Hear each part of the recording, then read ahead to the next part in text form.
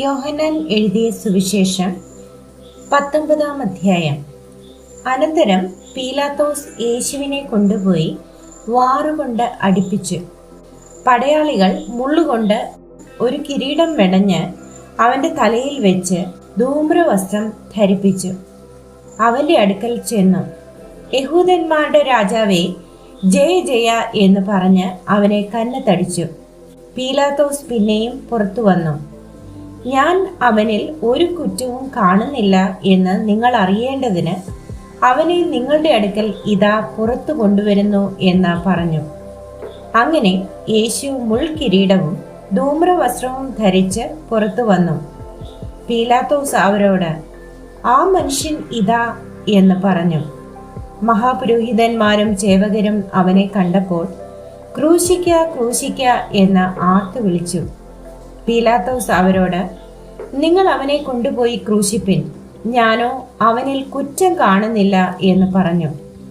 യഹൂദന്മാർ അവനോട്, ഞങ്ങൾക്കൊരു ന്യായപ്രമാണമുണ്ട്, അവൻ തന്നെത്താൻ ദൈവപുത്രൻ ആക്കിയത് കൊണ്ട് ആ ന്യായപ്രമാണ പ്രകാരം അവൻ മരിക്കേണ്ടതാകുന്നു എന്ന് ഉത്തരം പറഞ്ഞു. ഈ വാക്ക് കേട്ടിട്ട് പീലാത്തോസ് ഏറ്റവും ഭയപ്പെട്ടു. പിന്നെയും ആസ്ഥാനത്തിൽ ചെന്നു. നീ എവിടെ നിന്ന് ആകുന്നു എന്ന് യേശുവിനോട് ചോദിച്ചു. യേശു ഉത്തരം പറഞ്ഞില്ല. പീലാത്തോസ് അവനോട്, നീ എന്നോട് സംസാരിക്കുന്നില്ലയോ? എനിക്ക് നിന്നെ ക്രൂശിപ്പാൻ അധികാരമുണ്ടെന്നും നിന്നെ വിട്ടയപ്പാൻ അധികാരമുണ്ടെന്നും നീ അറിയുന്നില്ലയോ എന്ന് ചോദിച്ചതിന് യേശു അവനോട്, മേലിൽ നിന്ന് നിനക്ക് കിട്ടിയിട്ടില്ല എങ്കിൽ എന്റെ മേൽ നിനക്ക് ഒരധികാരവും ഉണ്ടാകിയില്ലായിരുന്നു. അതുകൊണ്ട് എന്നെ നിന്റെ പക്കൽ ഏൽപ്പിച്ചവന് അധികം പാപമുണ്ട് എന്ന് ഉത്തരം പറഞ്ഞു. ഇത് നിമിത്തം പീലാത്തോസ് അവനെ വിട്ടയപ്പാൻ ശ്രമിച്ചു. യഹൂദന്മാരോ, നീ ഇവനെ വിട്ടയച്ചാൽ കൈസരുടെ സ്നേഹിതൻ അല്ല, തന്നെത്താൻ രാജാവാക്കുന്നവനെല്ലാം കൈസരോട് മത്സരിക്കുന്നുവല്ലോ എന്ന് ആർത്തു പറഞ്ഞു. ഈ വാക്ക് കേട്ടിട്ട് പീലാത്തോസ് യേശുവിനെ പുറത്തു കൊണ്ടുവന്നു. കൽത്തളം എന്നും എബ്രായ ഭാഷയിൽ ഗബ്ബത എന്നും പേരുള്ള സ്ഥലത്ത് ന്യായാസനത്തിൽ ഇരുന്നു. അപ്പോൾ പെസഹയുടെ ഒരുക്കനാൾ ഏകദേശം 6-ാം മണിനേരം ആയിരുന്നു. അവൻ യഹൂദന്മാരോട്, ഇതാ നിങ്ങളുടെ രാജാവ് എന്ന് പറഞ്ഞു. അവരോ, കൊന്നുകളക കൊന്നുകളക, അവനെ ക്രൂശിക്ക എന്ന് നിലവിളിച്ചു. നിങ്ങളുടെ രാജാവിനെ ഞാൻ ക്രൂശിക്കണമോ എന്ന് പീലാത്തോസ് അവരോട് ചോദിച്ചു. അതിന് മഹാപുരോഹിതന്മാർ, ഞങ്ങൾക്ക് കൈസരല്ലാതെ മറ്റൊരു രാജാവില്ല എന്ന് ഉത്തരം പറഞ്ഞു. അപ്പോൾ അവനെ ക്രൂശിക്കേണ്ടതിന് അവർക്ക് ഏൽപ്പിച്ചു കൊടുത്തു. അവർ യേശുവിനെ കയ്യേറ്റു. അവൻ താൻ തന്നെ ക്രൂശിനെ ചുമന്നുകൊണ്ട് എബ്രായ ഭാഷയിൽ ഗൊൽഗോഥ എന്നു പേരുള്ള തലയോടിടം എന്ന സ്ഥലത്തേക്ക് പോയി. അവിടെ അവർ അവനെയും അവനോടുകൂടെ വേറെ 2 ആളുകളെയും, ഒരുത്തനെ അപ്പുറത്തും ഒരുത്തനെ ഇപ്പുറത്തും യേശുവിനെ നടുവിലുമായി ക്രൂശിച്ചു. പീലാത്തോസ് ഒരു മേലെഴുത്തും എഴുതി ക്രൂശിന്മേൽ പതിപ്പിച്ചു. അതിൽ നസ്രായനായ യേശു യഹൂദന്മാരുടെ രാജാവ് എന്ന് എഴുതിയിരുന്നു. യേശുവിനെ ക്രൂശിച്ച സ്ഥലം നഗരത്തിന് സമീപം ആകയാൽ അനേക യഹൂദന്മാർ ഈ മേലെഴുത്ത് വായിച്ചു. അത് എബ്രായ, റോമ, യവന ഭാഷകളിൽ എഴുതിയിരുന്നു. ആകയാൽ യഹൂദന്മാരുടെ മഹാപുരോഹിതന്മാർ പീലാത്തോസിനോട്, യഹൂദന്മാരുടെ രാജാവ് എന്നല്ല, ഞാൻ യഹൂദന്മാരുടെ രാജാവ് എന്ന് അവൻ പറഞ്ഞു എന്നത്രേ എഴുതേണ്ടത് എന്ന് പറഞ്ഞു. അതിന് പീലാത്തോസ്, ഞാൻ എഴുതിയത് എഴുതി എന്ന് ഉത്തരം പറഞ്ഞു. പടയാളികൾ യേശുവിനെ ക്രൂശിച്ച ശേഷം അവന്റെ വസ്ത്രം എടുത്തു. ഓരോ പടയാളിക്ക് ഓരോ പങ്കായിട്ട് 4 പങ്കാക്കി. അങ്കിയും എടുത്തു. അങ്കിയോ തുന്നലില്ലാതെ മേൽ തൊട്ട് അടിയോളം മുഴുവനും നെയ്തതായിരുന്നു. ഇത് കീറരുത്, ആർക്ക് വരും എന്ന് ചീട്ടിടുക എന്ന് അവർ തമ്മിൽ പറഞ്ഞു. എന്റെ വസ്ത്രം അവർ പകുത്തെടുത്ത് എന്റെ അങ്കിക്കായി ചീട്ടിട്ടു എന്നുള്ള തിരുവെഴുത്തിന് ഇതിനാൽ നിവർത്തി വന്നു. പടയാളികൾ ഇങ്ങനെയൊക്കെയും ചെയ്തു. യേശുവിന്റെ ക്രൂശിനരികെ അവന്റെ അമ്മയും അമ്മയുടെ സഹോദരിയും ക്ലെയോപ്പാവിന്റെ ഭാര്യ മറിയയും മഗ്ദലക്കാരത്തി മറിയയും നിന്നിരുന്നു.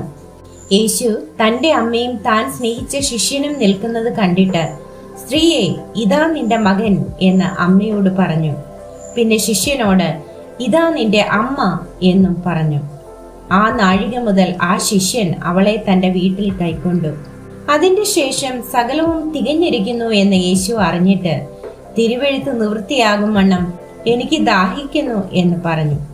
അവിടെ പുളിച്ച വീഞ്ഞ് നിറഞ്ഞ ഒരു പാത്രം വെച്ചിട്ടുണ്ടായിരുന്നു. അവർ ഒരു സ്പോങ് പുളിച്ച വീഞ്ഞ് നിറച്ച് ഈസോപ്പ് തണ്ടിന്മേൽ ആക്കി അവന്റെ വായോട് അടുപ്പിച്ചു.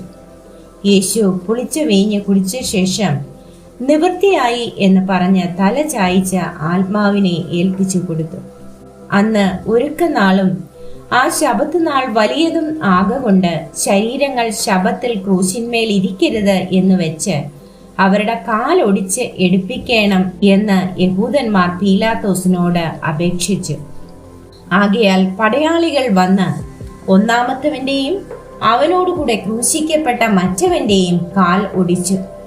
അവർ യേശുവിന്റെ അടുക്കൽ വന്ന് അവൻ മരിച്ചുപോയി എന്ന് കാണുകയാൽ അവന്റെ കാൽ ഒടിച്ചില്ല. എങ്കിലും പടയാളികളിൽ ഒരുത്തൻ കുന്തം കൊണ്ട് അവന്റെ വിലാപ്പുറത്ത് കുത്തി.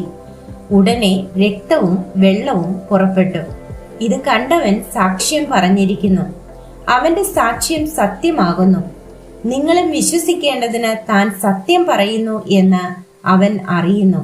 അവന്റെ ഒരു അസ്ഥിയും ഒടിഞ്ഞു പോകയില്ല എന്നുള്ള തിരുവെഴുത്ത് നിവൃത്തിയാകേണ്ടതിന് ഇത് സംഭവിച്ചു.